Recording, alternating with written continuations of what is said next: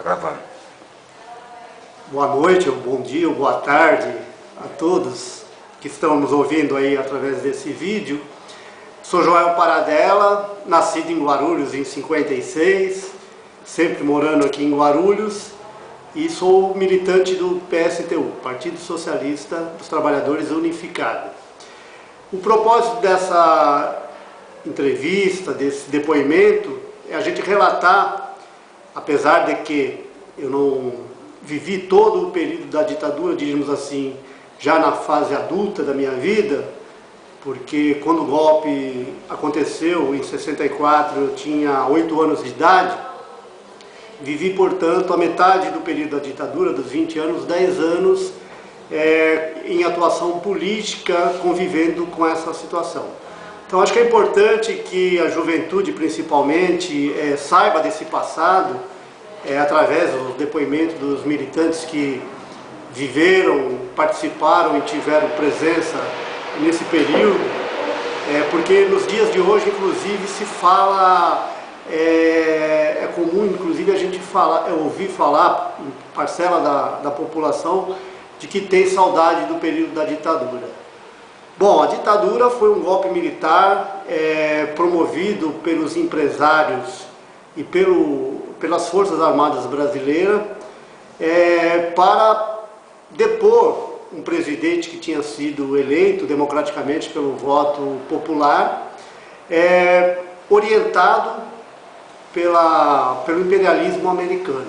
Então foram os americanos, na verdade, que idealizaram o golpe militar no Brasil, porque eles acreditavam que no Brasil, o Brasil pudesse avançar, como em Cuba, avançar para um regime comunista, um regime socialista. Então isso para os americanos era algo que era impossível de pensar, né? Não era possível aceitar uma situação como essa. Quer dizer, ter naquilo que eles chamavam e tinham o Brasil como quintal dos americanos, um governo, uma sociedade organizada não com o fim do lucro, né, do homem pelo homem, mas uma sociedade planejada em que o ser humano fosse a principal preocupação e o principal instrumento dessa sociedade. Então era assim que os militares viam, era assim que os americanos viam e, portanto, promoveram o golpe militar. O golpe militar que tirou por completo toda a liberdade de organização, de expressão, e que a sociedade foi aos poucos se organizando para resistir a isso que era, na verdade, o fim para os direitos, inclusive sociais, os direitos trabalhistas. Durante o regime militar, muita coisa se perdeu, não só em termos de vida, de ações criminosas ditadas pelos militares, mas do ponto de vista, inclusive, dos direitos dos trabalhadores e da juventude. Só para citar um exemplo, os trabalhadores, depois de 10 anos trabalhando numa mesma empresa, eles adquiriam o direito à estabilidade, ou seja, não poderiam mais ser demitidos, né? Conseguiriam fazer aí a sua jornada de trabalho, o seu período de trabalho até adquirir o direito à aposentadoria sem ser demitido. Com o golpe militar, acabou-se com essa estabilidade, foi um dos direitos trabalhistas tirado assim pela ditadura militar. Então a ditadura militar, como eu disse, nesses 10 anos que eu militei, a partir dos 18 anos, que foi quando eu comecei a minha vida política militante, em uma escola secundarista aqui em Guarulhos, eu fazia um curso técnico de eletrônica e juntamente com outros estudantes desse colégio nós organizamos um jornal chamado Jornal Atitude. Era um jornal editado por estudantes desse colégio e que a gente tinha como pretensão fazer esse debate de que sociedade a gente vivia, trazendo através da cultura, de textos literários, fazer esse debate de uma forma indireta, porque a gente vivia um período de ditadura, então qualquer indício de que o fulano ou ciclano tinha alguma participação política, isso era motivo para que a repressão, que a ditadura prendesse, torturasse em alguns casos, matasse esse militante. Então a gente tinha todo um cuidado para fazer essa discussão e editamos, portanto, o Jornal Atitude. O Jornal Atitude, como eu disse, era um jornal aqui de Guarulhos, de um colégio que a gente estudava, um colégio técnico, que era do Ribamar, o Colégio 9 de Julho. Hoje não existe mais esse colégio aqui em Guarulhos. E a partir dali a gente começou a ter contato, porque Guarulhos sempre teve uma dificuldade, inclusive, de participação política, porque pouca coisa a gente via, porque a gente não tinha universidades em Guarulhos, né? Tinha uma faculdade precária com poucos cursos, então o contingente de estudantes universitários em Guarulhos era muito pequeno. Então, para a gente ter alguma possibilidade de entendimento, inclusive, do que era a sociedade, a gente tinha que buscar fora de Guarulhos essa participação. Então, depois da edição desse jornal, a gente começou a ter contato com estudantes da USP em São Paulo. Então, a gente participava das assembleias do movimento estudantil, em que se votava, se tirava as plataformas de luta, se tirava as manifestações que os estudantes começaram a promover a partir de 1977, final de 77, começo de 78. Então, por ali a gente começou a ter uma participação política. Eu, pessoalmente, com mais dois colegas que atuavam dentro do Colégio 9 de Julho, nos identificamos com a corrente política que atuava no movimento estudantil em São Paulo, que era vinculado à Liga Operária, uma corrente trotskista que tem uma ligação internacional com a reconstrução da Quarta Internacional, portanto uma corrente trotskista, e que tinha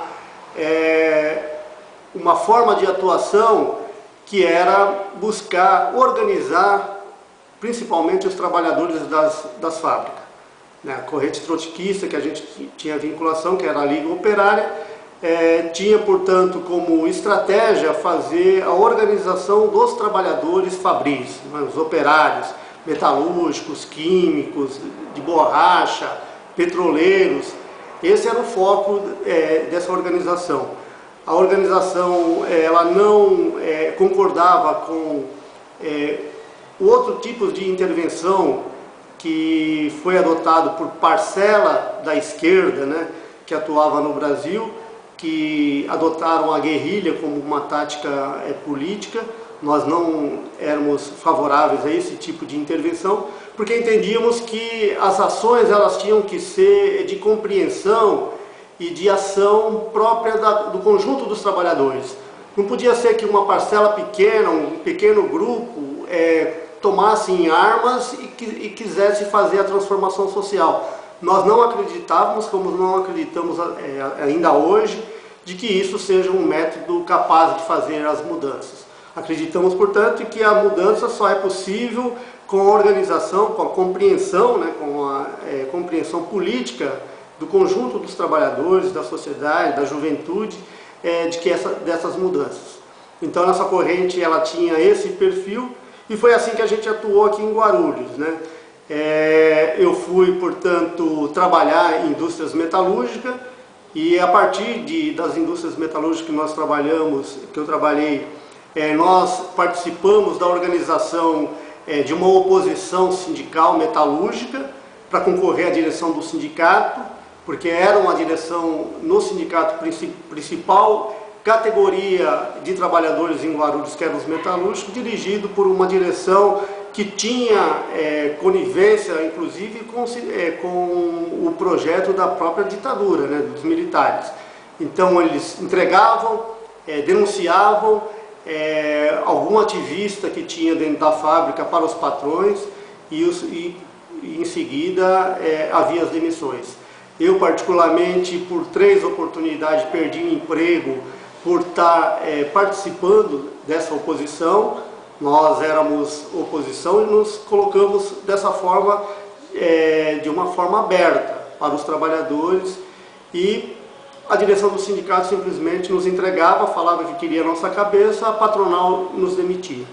Então, o período dessa nossa participação, ainda que envolveu aí o período da ditadura, era um período muito difícil, né? Tanto da organização, de você conseguir fazer uma reunião com meia dúzia de estudantes ou meia dúzia de trabalhadores para discutir política, discutir uma intervenção na sociedade, era algo bastante difícil. Então a gente usava desses mecanismos de intervenção indireta. A gente organizou em Guarulhos uma casa de cultura, que se chamou Casa de Cultura Paulo Pontes, que funcionava ali na Vila Fátima, na região da Vila Fátima.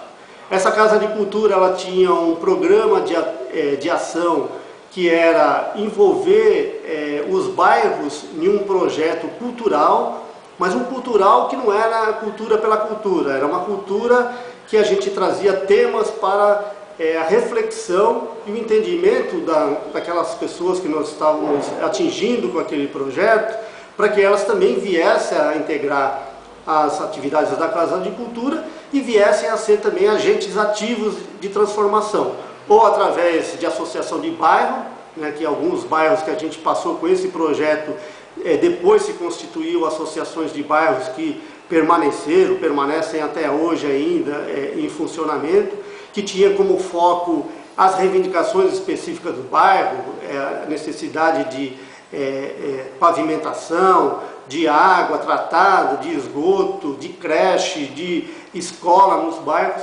Então a gente trazia, através da cultura, desse projeto cultural, esses debates com a população e estimulava que a população apresentasse quais eram as suas necessidades e fosse, a partir dali, um agente também de atuação. Então foram vários abaixo-assinados que foram organizados a partir dessas atividades e que vieram, em alguns casos, a se concretizar a partir das reivindicações apresentadas por essa população. Posteriormente a esse período, já iniciando o período de abertura política, também a Casa de Cultura serviu como uma base de organização política partidária. Então foi através da Casa de Cultura que surgiu o primeiro núcleo, que veio juntamente depois com outro núcleo que se organizou no centro de Guarulhos, a organizar o PT em Guarulhos. Então a Casa de Cultura teve esse papel, né, de intervenção na organização da oposição sindical, nessas atividades de bairro, com esse foco, né, do debate com a população, e depois na organização do PT em Guarulhos. A partir dali, a Casa de Cultura, de certa forma, perdeu, né, a sua razão de existir, porque as pessoas começaram a ter uma atuação através de outros mecanismos, né, de organização, e a gente começou a atuar também para fora de Guarulhos.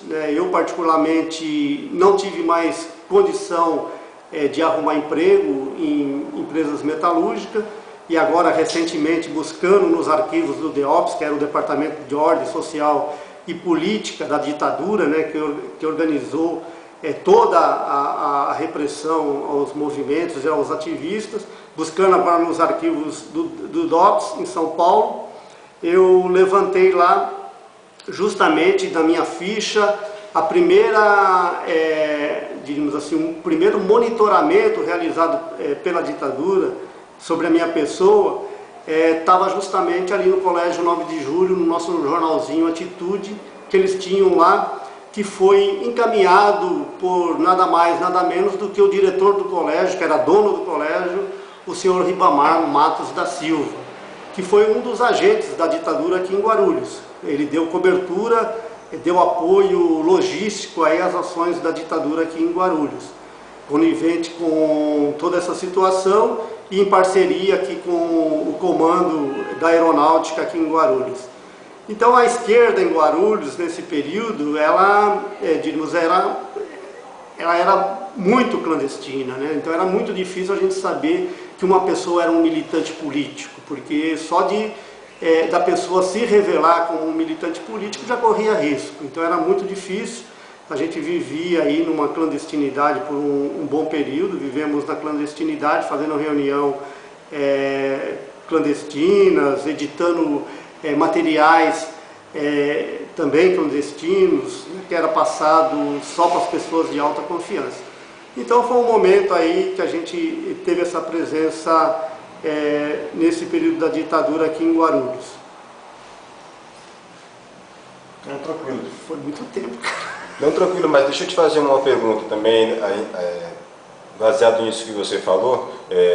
Esses materiais que eram organizados, eles geralmente eram impressos aonde? Eram impressos na casa de alguém, em alguma empresa? Aonde era feita a impressão desse material?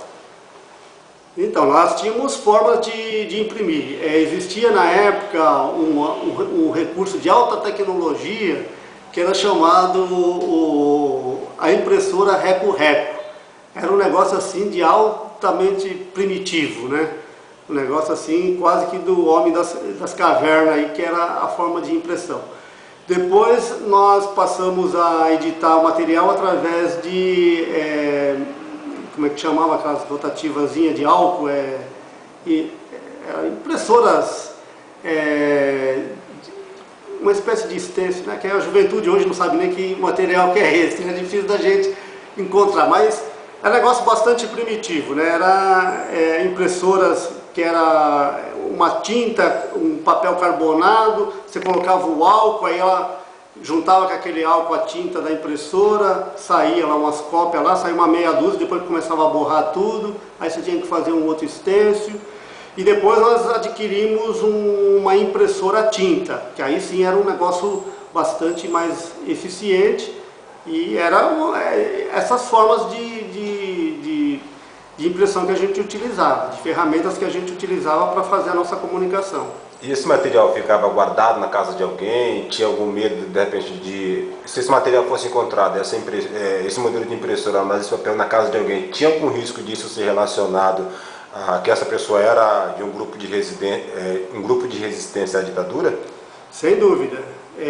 Só o fato de você ter uma impressora em casa já seria motivo de cadeia, de espancamento, de tortura e sabe lá o que mais, né? Porque era uma ferramenta mesmo de ação do movimento e da esquerda. Então a ditadura sabia, os agentes da repressão sabiam que aquilo ali, né, encontrado, era pau de arara, né? Era negócio mesmo para arrebentar o sujeito mesmo na porrada. Uhum. Deixa eu te fazer outra pergunta. Durante aquela época, você ouviu falar ou conhece, ou já acessando os arquivos do DOPS, que teve algum ponto de tortura aqui na cidade de Guarulhos, em algum bairro aqui da cidade?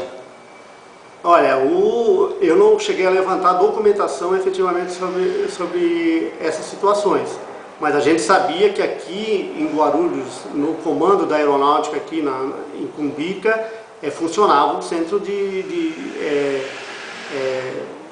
planejamento e de tortura, né, por parte da repressão.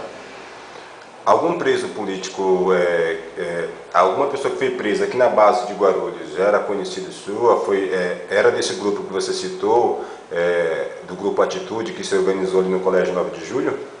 Não, do nosso grupo especificamente não, porque como eu falei, a nossa atuação ela se camuflou muito, né? Então nós, diríamos assim, demoramos para aparecer para a repressão como militantes políticos de esquerda. Então a gente teve aí, diríamos, uma chance nessa história. E também das pessoas que passaram, a gente sabia que vinham pessoas de fora. Agora, de Guarulhos, propriamente dito, eu não tenho nada assim, de informação de militantes que tenha caído aqui na repressão que eram de Guarulhos. Uhum. Você chegou a ficar escondido por algum tempo, por algum motivo, de repente, como você falou que sua ficha foi para o DOPS, você chegou a desconfiar na época e de repente por esse motivo chegou a maneirar um pouco a militância, ou de repente sua família ficou com receio? Porque a gente ouve muito falar que as famílias ficavam muito com medo quando tinha algum filho envolvido na militância política contra a ditadura. Eu tive uma situação bastante particular, depois de terminado o curso de eletrônica pelo Colégio 9 de Julho, eu e mais dois colegas que assinávamos esse jornal Atitude, com o diploma em mãos, nós começamos a buscar emprego aqui nas indústrias de Guarulhos. Então existiam grandes empresas que absorviam essa mão de obra, técnicos em eletrônica. A NEC, a Philips, a Philco, a ABB, grandes empresas, né? O pessoal já saía do 9 de julho praticamente direto para essas empresas. E nós não conseguimos, nós três não conseguimos nos empregar em nenhuma dessas empresas. Íamos lá, fazíamos ficha, fazíamos teste e tudo mais, mas não nos empregavam, também não davam nenhum motivo para isso. Então por isso que eu falo, a ação aí no caso do diretor do colégio, o Ribamar, que sabia que éramos nós, que estávamos lá dentro do colégio fazendo aquele jornalzinho, foi fundamental inclusive para isso, para nos impedir inclusive de nos empregar naquilo que foi a nossa formação. Então eu e um outro colega tivemos que sair de Guarulhos, vamos procurar um emprego fora, aqui em Guarulhos não dá mais, né? Nessa situação a gente nunca vai conseguir emprego nessa área. Então nós fomos morar na região do ABC. Então eu e mais um colega, nós fomos morar na região do ABC, e na região do ABC, já com a efervescência do movimento operário no ABC, e nós lá, enquanto militantes, enquanto ativistas, participando das coisas por lá, eu tive uma situação que tive que abandonar a moradia que eu estava. Então começou a ter prisões, né, que a gente chamava começou a cair os locais em que os militantes moravam, então as pessoas moravam normalmente mais que 2, 3, 4 pessoas numa mesma casa, dividia para conseguir sustentar e pagar o aluguel, e várias dessas casas que os militantes moravam começou a ter a repressão. O pessoal começou a ir nessas casas, prender, recolher todo o material que tinha de publicação política nessas casas, e eu morava em uma dessas casas. Então a casa que eu morava estava na relação, um dos integrantes que morava na casa tinha sido preso, estava sendo torturado e estava, diríamos assim, relacionando também outras pessoas que moravam na casa. Então eles começaram a vigiar essa casa e nós tivemos que abandonar. Então eu vivi um período aí diríamos assim, de quase sem residência, né? Porque nem na casa que eu estava morando lá no ABC e nem na de Guarulhos eu podia ficar, porque se eu voltasse aqui para a casa dos meus pais em Guarulhos, tinha uma situação também de colocar em risco a família. Então eu optei por ficar clandestino, afastado por um período até que as coisas pudessem se restabelecer. Só fazer uma outra pergunta, além dessa relação que o DOPS fazia para tentar prender esses líderes políticos, tudo, então havia uma relação direta entre as pessoas que estavam governando o Brasil naquela época e os empresários, porque os empresários então eles deixavam de contratar as pessoas que tinham alguma ligação, mesmo que fosse durante o estudo secundarista, para não criar algum tipo de problema dentro da empresa? Exatamente, existia todo um mecanismo de controle da esquerda. Então, se você era militante e um diretor do sindicato sabia que você era militante e estava numa determinada empresa, ele fazia o papel de chegar lá, entregar, falar para a empresa: esse sujeito é perigoso, manda ele embora o quanto antes, você estava demitido. Qual é o motivo da minha demissão? Não, corte, põe o corte e te mandava embora. Tinha situação que é mais grave ainda dos empresários, que é o financiamento. Porque a ditadura não foi organizada e foi todo o seu sistema operacional, não foi barato, né? Isso foi caro. E tem uma relação de empresários aí, de empresas que faziam contribuições assim, de cifras volumosas para manter todo esse aparato que funcionava clandestinamente, inclusive, para poder reprimir, atuando para preparar agentes da repressão para torturar, técnicas de tortura trazida pelos americanos e feito escola aqui no Brasil de como fazer um interrogatório e tirar confissão dos presos políticos. Então tudo isso teve despesa, deslocamento, né, de agentes da repressão para um lado, para outro. Tudo isso aí é despesa. Isso foi bancado por empresas, por empresários. Então nós falamos que não foi, como diz, né, inclusive a grande imprensa hoje, de que foi um golpe cívico-militar. Foi um golpe patronal-militar. Esse é o nosso entendimento e a forma que a gente encara as coisas. Entendi. A última pergunta, a gente tem conhecimento que o seu pai trabalhava, ele era agente público nesta época.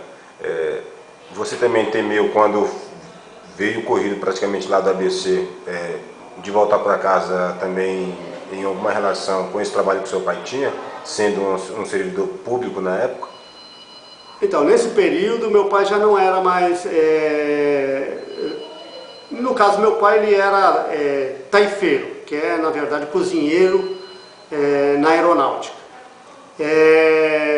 No período que antecedeu a minha entrada para a militância política, até meus... tinha 8 anos de idade, na época do golpe militar. Meu pai, enquanto taifeiro da aeronáutica, quando ele ia nos levar para cortar o cabelo, a gente sempre deparava com outros funcionários também da aeronáutica, da mesma forma que ele, que também não eram militares de carreira, eram, né, esses serviçais da aeronáutica. E era uma situação assim que a gente percebia até no olhar deles a dificuldade de comunicação, de conversar sobre as coisas, né? Das coisas que eles viam, que eram ações dos militares, a forma de repressão, e que não podiam comentar, né? Então eles inclusive evitavam. Então isso para mim foi um primeiro aprendizado, né? A forma como a ditadura tirou por completo a liberdade. Então, na época que eu estava no ABC, meu pai já estava na iniciativa privada, já não era mais da aeronáutica. Mas ainda assim a gente tinha essa preocupação, porque era uma das formas que a repressão utilizava quando não era de encontrar a pessoa procurada diretamente, era agir através da sua família, através dos seus pais, através dos seus filhos, para quem tinha. Então era por aí que ele tentava minar a resistência e tentava buscar aquele perseguido que eles estavam em busca. Em que bairro de Guarulhos você morava nessa época? Eu morei no Jardim Tranquilidade. A gente chamava da Grande Gopoúva, né? Que é o entorno ali da Tranquilidade. Estudei no colégio de Gopoúva, na Tranquilidade. Qual o nome do colégio de Gopoúva que você estudou? Ele passou a se chamar Segundo Colégio Estadual de Guarulhos, uma denominação meia, né? Hoje esse colégio não existe mais. Não, hoje é onde é a sede hoje de um setor da prefeitura que faz distribuição de alimentos para as escolas. Fundo Social. Lameda Olga, ali em Gopoúva. Beleza. É Tutóia. Então repete já. Na Alameda Tutóia, no Gopoúva. E ali que a gente iniciou, inclusive, os contatos, digamos assim, iniciais, políticos, né? Maravilha. Agradeço por você fechar. Agora faço as considerações finais. Bom, eu estou aí desde os 18 anos, né? Estou completando 57 anos, então um tempinho na estrada. Essa semana, conversando com um colega, que hoje eu sou funcionário do SAAI, aqui em Guarulhos, conversando com um colega, ele falava de que não entrava em luta nenhuma, não estava disposto a participar de nada, porque não acreditava na possibilidade de mudança na sociedade. Eu falei para ele que estou aí há quase 40 anos nessa estrada, né, defendendo as bandeiras do socialismo, porque eu acredito que isso seja a única alternativa para a organização da sociedade, para que a gente mude as coisas, né, para que a gente tenha respeito do ser humano pelo ser humano, para que ninguém viva mais sendo explorado, sendo oprimido, sendo humilhado, e não tendo os direitos básicos como saúde, educação, moradia. Trabalho no SAI, eu vejo todo dia, eu trabalho em campo, todo dia as condições de vida que a nossa população em Guarulhos tem nesses bairros mais afastados, mais populares da cidade. Então eu acredito e falei para ele que, bom, se eu acredito nesse projeto, não tem porquê eu não continuar lutando por ele. Então, enquanto acreditar, e espero que acredite até o fim dos meus dias, estarei lutando por esse projeto, né? Então tem muita coisa ainda para ser feito, mas é possível vencer. Lutando, é possível vencer. Obrigado, João.